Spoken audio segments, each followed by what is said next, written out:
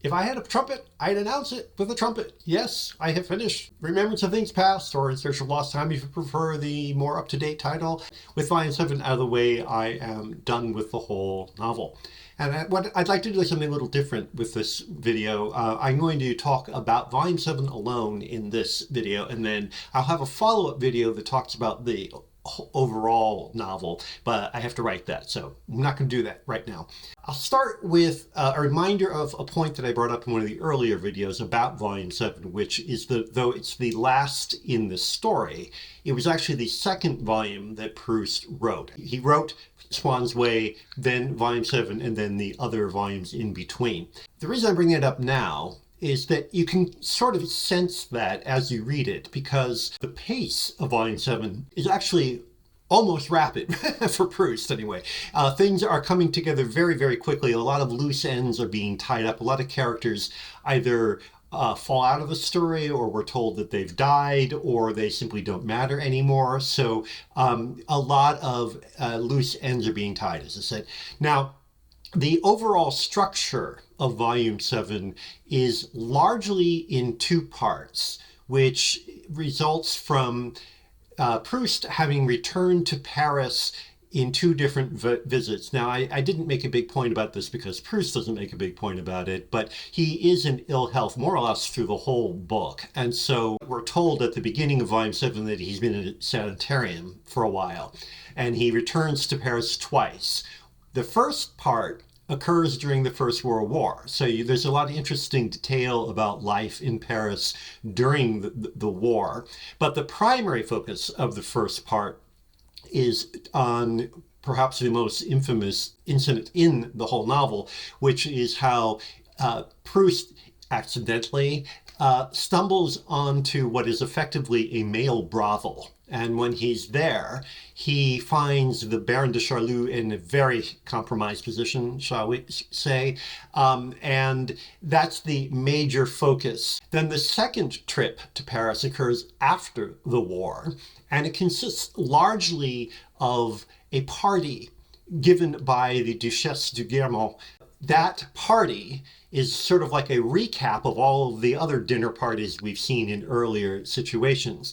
But the important thing here is that he's invited to the party. This is basically the first time he's been out at all in literally years.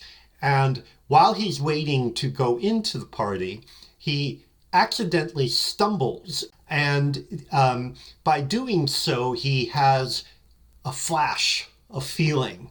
Now, this is, of course, what the book is most famous for, the whole notion of involuntary memory. And it's usually associated with the very, very, very early incident with the taste of a Madeleine suddenly taking him back to his childhood. Now, the importance of the involuntary memory is not the memory itself or the act of the memory.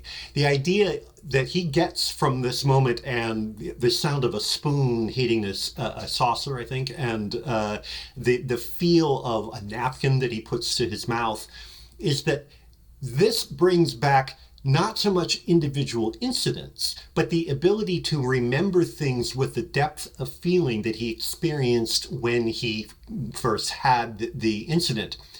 And this is important because at the moment that he stumbles, he had pretty much concluded that he is not cut out to be a writer, that he has spent his whole life saying he's going to write and doing very little of it, and it's just time to give up on it. And by having this experience, he suddenly recognizes that not only is he a writer, but that the problem has been not that he hasn't written, but that he had not found the subject for his writing. And when he has this moment, this rush of feeling, he recognizes that his life is his subject, not in any kind of narcissistic navel-gazing way, but that to be able to recapture those feelings, that is something that he can bring to his writing, and by doing so enrich everyone's lives by encouraging them to have similar experiences. So in other words, the important thing about involuntary memory is, for Proust, is effectively that it's a tool for writing.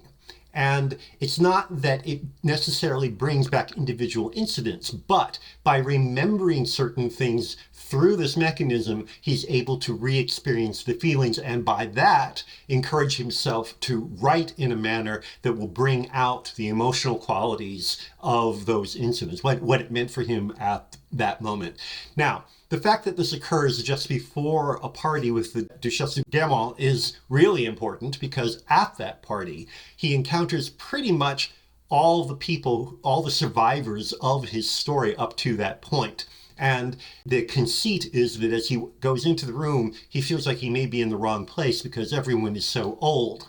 And then he, of course, eventually realizes that, well, yes, everyone's older, including himself, and that this is just something that he has to accept, that everyone has to accept, and that this leads into a lengthy essay, really, on the importance of time and what that does to people, not just in terms of age, not just in terms of how it distorts memory, but that time itself is basically an irrefutable subject that has to be addressed as part of his writing, but by providing that as an example, making it possible for other people after him to do the same thing, to recognize their lives, their experience in the world as a valid subject matter for writing. And with that, I will again go back to the fact that Volume 7 was in fact written before Volumes 2 through 6. The reason I bring this up is that part of what he describes in his writing is a recognition of death, how death is always there, that has actually been behind him more or less his whole life because of his ill health. And therefore, he could just give up in his intention to write, knowing that his time on earth is limited. But he says, no, that it's important that whatever he's going to write, he will write.